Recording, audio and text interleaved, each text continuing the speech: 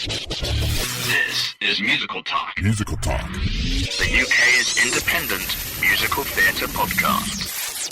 Musical Talk, the UK independent musical theatre podcast.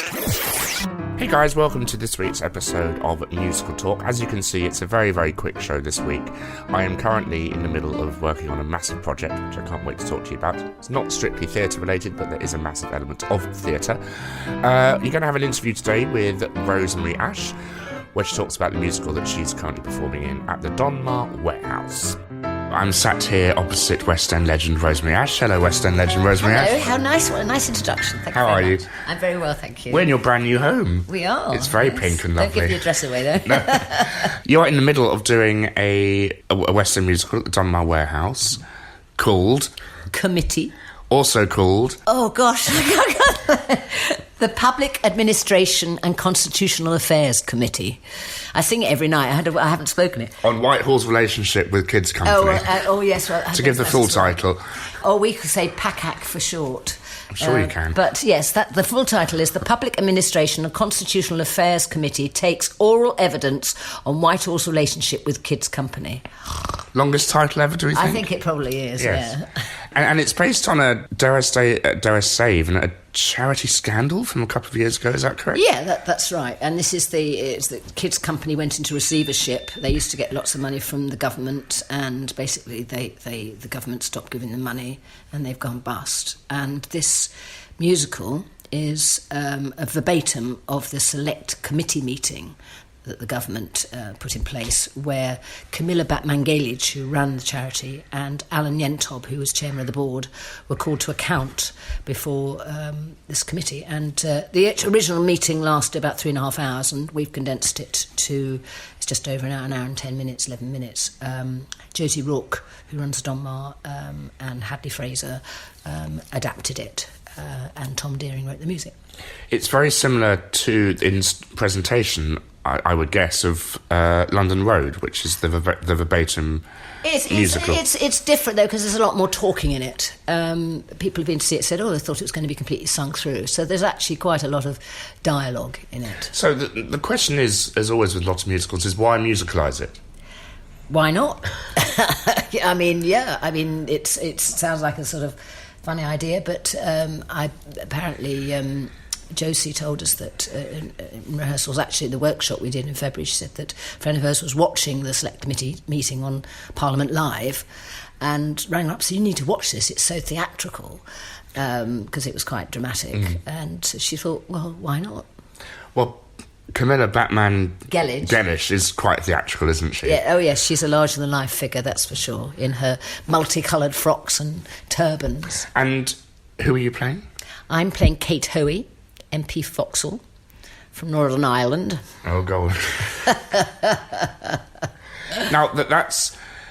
The Northern Irish accent is very strong, so singing with it, especially singing, not the spoken word, but kind of natural dialogue... the bit most of the singing is done by, we'll all sing together, there's 7 of us, and we sing a 7-part harmony, but I do have a little bit I sing on my own, so I just add the odd thing, it's sort of the vowels, go, it's like the O, and what else do I sing? 73,000. I don't quite sing that, but it's those sort of things. But I just put a little hint of it. I've done lots of roles with accents and really just need a little flavour of it. It's much more pronounced when you do the speaking. So there's been an interesting position for the cast when one of the... Liz Robertson had to leave the show for a bit, and you brought Rebecca Locke in, who we've had on the show. She's lovely. How was that for you to... go back into rehearsals very quickly? Well, it was a bit of a shock because we just got to opening night and thought, phew, we got our days back. It was a very unfortunate situation. Liz had to, for personal reasons, had to leave the show suddenly after press night, and the Donmar don't have a policy of understudies, presumably for financial reasons. And we had to cancel the shows on the Tuesday and Wednesday and the Thursday matinee. And Rebecca came in and had like 1 day's rehearsal. I mean, she's absolutely brilliant. She's a good sight, really. She had to learn these complicated harmonies. And she went on the Thursday night with with the music, with the copy, with the music and the book. But that's okay, because in a court situation you can kind of make it. Absolutely, it didn't matter. It didn't matter in the slightest. Actually, I think, and she did absolutely brilliantly, and the audience always accepted anyway. But actually, because most of the time we're behind desks, it wasn't too bad. She had a scene where she goes forward, but she had the dialogue in front of her, but she managed it brilliantly. It was a difficult situation, because suddenly, we just opened, all excited, and suddenly we had the next 2 days off. We were originally going to go in and rehearse on the Wednesday with her, but they decided just to rehearse it all by herself. And then we went in quite rightly, because it's such a complicated show. And then on the Thursday afternoon, we went in and did a sort of run with her in costume. And she's been brilliant. And now Liz has come back, but still may need odd times off. So Rebecca is going to do 2 shows a week, which is really nice. So she's by no means an understudy. She's an alternate, and she's a very good artist in her own right. Do we think they might review their policy on understudies from now on? Makes you wonder, doesn't Yeah. it? I mean, I know that the same thing happened in City of Angels, I think, because my friend Caroline Sheen had to go on for somebody who was ill. It does happen. I don't know what the logic is behind it. I mean, it's the same in rep, isn't it? You don't have any understudies in rep, so they just rely and hope that people are not going to be ill. I mean, I was on a tour of Stepping Out years ago, and we did have understudies, but we still had to cancel a show because they didn't know it well enough. I always say, I mean, Dreamgirls is the big show at the moment, with known for the star appeal for Amber Riley, and I wouldn't be bothered if she was off or not, because I think the understudy should always be as good as the lead. If you don't know who the lead is, what they look like, what they sound like, and you get the understudy on, you shouldn't know that there's an understudy on. That's my view on them. You shouldn't be disappointed if you get an understudy, because their quality should always be the top. Not really, but occasionally, like I remember going to see Jerry Springer, and the actor playing Jerry Springer was off, and the understudy was on. He was far too young. I think that can, and actually, talking of which, I mean, Rebecca's a bit young to play Cheryl Gillan MP in our show, but she's got a gravitas about her. And that it works okay. But I remember seeing that Jerry Springer and thinking, this isn't right. No, you're absolutely right. But of course, it's if people go to see a star name, they can be very disappointed. But I mean, I went to see Gypsy in New York a few years ago, and Bernadette Peters was off. She was on holiday. The understudy, whose name I can't remember, I feel ashamed, but was absolutely brilliant. So it didn't spoil it for me. Yeah. But then, you still get to see the piece, which is what I'm interested in with Dreamgirls, because I'd never seen it. Yes. So, has anyone involved with the real scandal seen this show, to your knowledge? Have they said anything about it? We've had a couple of the MPs who come to see it. Bernard Jenkin, who's played by Alex Hansen brilliantly, and Cheryl Gillan herself, who Liz plays, has been to see it. And and Michael Heseltine, who wasn't involved, but just came. I think Bernard Jenkin just said it was they were very, very nervous on the day, because it was a big deal, this particular select committee meeting, because it was... He didn't want it to be a show trial, but it became a show trial because all the publicity that went with it. She's a very well-known figure, and it was a scandal. But I think what comes out of it is that it was just badly mismanaged. Everything she did, Camilla did, was from a good place, and indeed Ellen Yentop, but it was just mismanagement of money. Did you notice anything different about... is it verbatim for the... It is verbatim. So was there anything different to looking at the text of the lyrics, realising these were never written as lyrics?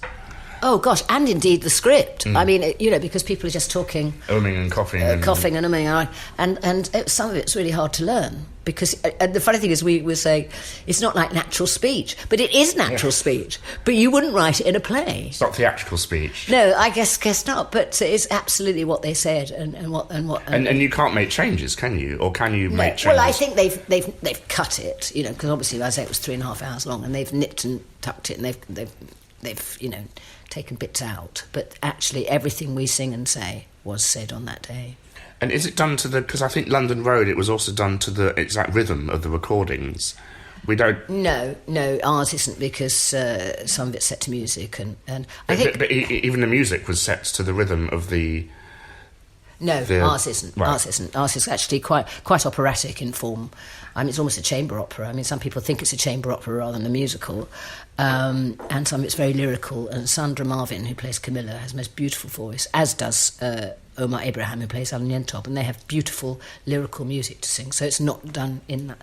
But everybody's tried to get the the word emphasis, with the spoken stuff, we've studied and we've tried to sort of say things the way they were said on the day, which isn't normally you think, well, why are you saying it like that? But that's how they said it. And the Donmar itself lends a great asset to the piece because it's set in a courtroom. It kind of has that, you are witnessing this court case, and it's all done to the audience, isn't it? It's on three sides, yeah. And certainly they are. It's interesting. A friend of mine came yesterday. She said on the way out, people are just discussing it like mad. And there's obviously people who knew her there because there's various reactions from time to time. But it's a good setting for it. And it's playing until when? August the 12th. Lovely, nice hot summer's evening show exactly. for you. Yeah. And it's only lasts 71 minutes, so And no interval. No interval, so it's nice and short. I can't get because I saw a show the other week that was advertised as 80 minutes, no interval. It went on for 2.5 hours. It was a comedy show, and I think they obviously told you can go on as long as you want, and I was a bit bursting. Oh my goodness, that's too long. Yeah. That is too long. Yeah. Well, if you want to find more about the Public Administration and Constitutional Affairs Committee takes all evidence on Whitehall's relationship with Kids Company, committee, as it's known. No apostrophe, or TPA and CA Committee, etc., etc. You can just visit the Donmar Warehouse to the 12th of August. And will it transfer, Rosie, do you think?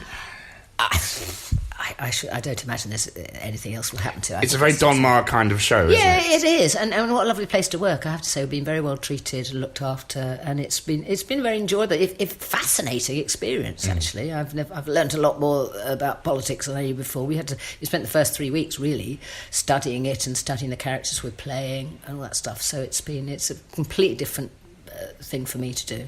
There's no tap dancing and there's no big numbers. There's no cannons. No. There's a little fugue at the end. Oh, okay.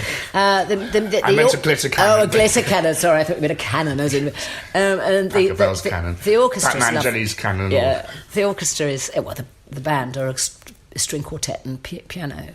Torquil Munro's the MD, and I think the music's lovely. Again, it's a bit of a Marmite show. Some people like it, some people don't. But it's certainly quite people are talking music, about it. But some of it's quite beautiful.